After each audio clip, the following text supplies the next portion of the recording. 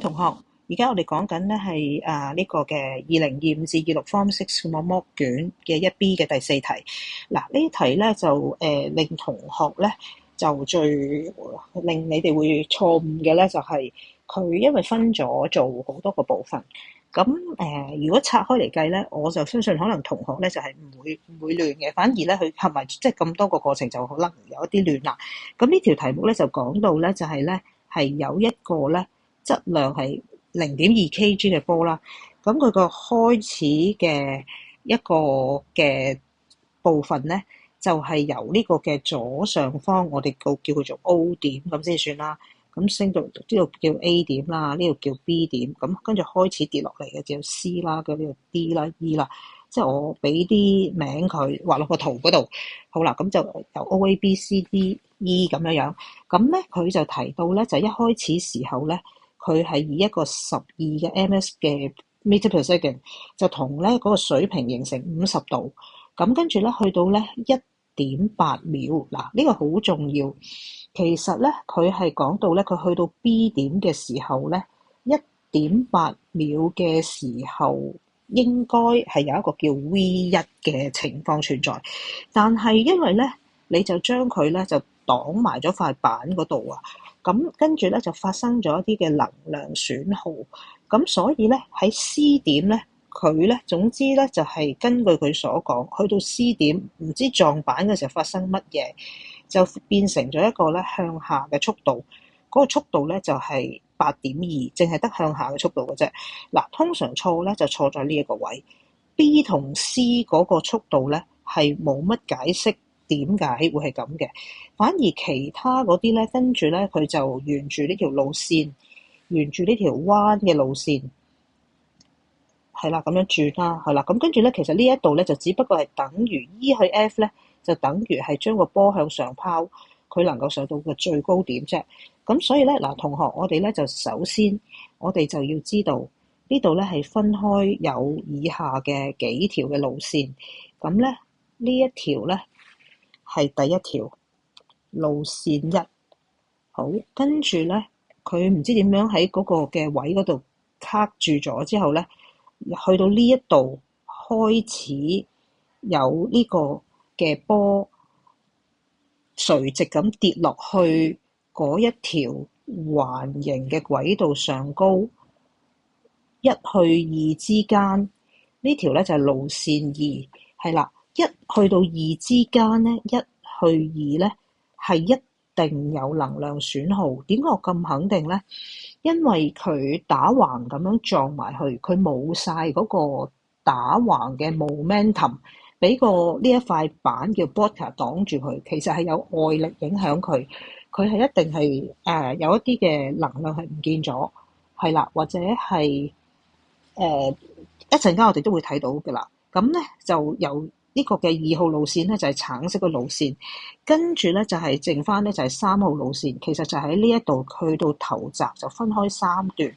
咁我哋咧能夠知道佢清楚係邊一段咧，就會唔容易錯啦。好啦，咁跟住咧，而家第一個問題就係問你個波去到撞到呢一個板嘅時候，其實喺度考慮緊1號路線嘅嘢。咁1號路線其實係咩咧？其實係一個 pure 嘅 projectile motion。咁呢個 projectile motion 咧係維持咗1.8秒。咁所以咧，其實佢撞埋去嘅時候，我哋頭先提過，佢撞嗰個 Bodker 嘅時候，我哋俾個速度佢，就叫佢做 V1。而呢個 V1咧係有打橫同打直嘅速度嘅分量嘅。咁所以咧，我哋現在咧就係去頭先講過，佢撞埋去嘅時候嗰個係 V1。我哋清晰我哋嘅目標係去揾 V1，我哋只係考慮緊 projectile motion 嘅情況。咁因為咧 UY 咧就係等於嗱呢個過程裏邊 UY 就係12乘以 sin 50度，VY 就係打問號，跟住 A 就係負9.81，跟住 T 就係1.8秒。好啦，咁而咧嗰個嘅打橫嘅速度應該由頭到尾都冇變過，係12乘以 cos 50度。好啦，咁有咗呢個之後，其實 V1 咧係等於開方呢個嘅 V1Y 嘅二次方加 VX 嘅二次方，係頭先呢度寫錯咗 UX 由頭到尾都係嗰個。好，咁所以咧，我哋就首先揾一揾個 VY 係乜嘢先，揾一揾個 VY。咁點樣可以揾到個 VY 咧？我哋考慮翻上邊頭先我哋講嘅呢一堆資料，咁咧就係 VY 等於12乘 sin 50度去減9.81嘅乘1.8秒。咁所以 VY 嘅數值就係、我哋揾翻出嚟先 ，VY 嘅數值就應該係呢個嘅8.47嘅8.47係嘅 meter per second，而咧嗰個打橫嗰個咧就應該係7.71個 meter per second。咁一個拋體運動嘅 Y 方向就係呢個。跟住個 X 方向由頭到尾都冇變過，係呢個方向。跟住我哋就計翻佢出嚟咧，就應該係計到係11.5 ms/1係啦。咁跟住就考慮1號路線。跟住嗱呢題咧接近冇人係啱嘅，就係個 momentum 係咪 conserve？當佢喺空氣裏邊飛嘅時候，各位同學喺空氣裏邊飛嘅時候，你嘅速度，你係不斷受住地心吸力嘅影響，咁因為外力存在，係啦，全班接近冇人錯嘅，冇人啱嘅。External force exists。咩叫 external force 啊？個 weight 係存在，所以正常嚟講，個波嘅 momentum is not conserved。